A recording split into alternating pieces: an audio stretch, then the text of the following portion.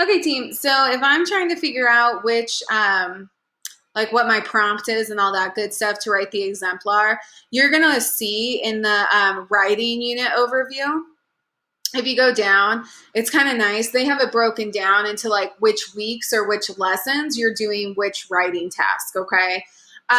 So most of the units, they start with like 8 academic paragraphs that you're writing about. Then we get into, for a lot of them, it was narrative besides 8.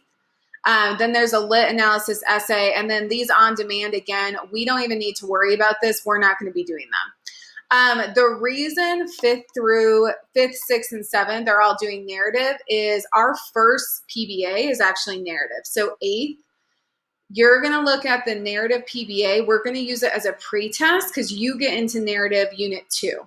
Everyone else, you're getting into narrative unit 1. So we're going to use the narrative as our way of kind of doing the end of unit assessment, if that makes sense. Even though like this says this is process based, you're walking kids through the narrative. For fifth and sixth, your personal narrative. For seventh, you're doing, the kids are writing their own speculative fiction narrative, which is so fun and awesome. Okay, sweet.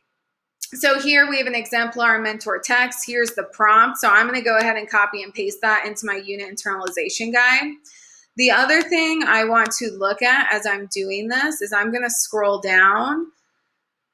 2 things I want. One is I want the narrative thresholds and rubrics. If I'm 5th, 6th, or 7th, if I'm 8th, I'm going to look at the literary analysis tasks. Okay, I'm going to hit this. I'm going to be ushered into a new document. Cool. Okay, so goals for quarter 1, quarter 2, quarter 3, quarter 4. If I'm 5th, I'm shooting for my kiddos to earn a 1, 6th earn a 2, 7th to earn a 3 in quarter 1. Okay. All right. So then I'm going to pull up this rubric, and it's just going to help me identify what skills I need to include in my narrative.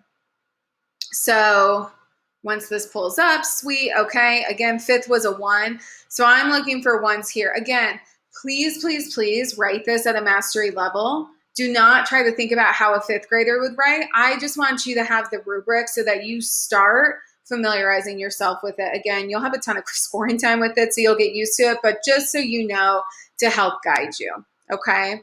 And again, if I'm 8th, I'm going to look at the literary analysis task thresholds and rubric. Once I'm done writing, and there is a slide that describes it, but since I'm here, I'm going to include this in the video.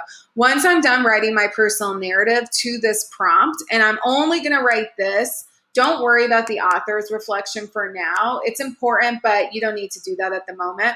I'm going to go ahead and hit mentor text. I'm going to look, and of course it's a personal narrative. It's written about a different topic. Obviously, every human's different, but I'm just going to read through and think about, oh, dang, I forgot to add dialogue. They have dialogue. I'm going to go back to mine and add in dialogue. Oh, dang.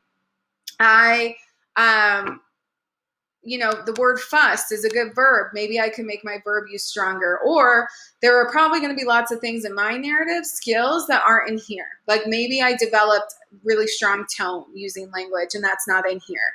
So this again is meant to guide you. Please write your own though and try to do it on your own before looking at the exemplar. It'll just help you understand misconceptions and understand where you're guiding kids to. Okay, thanks.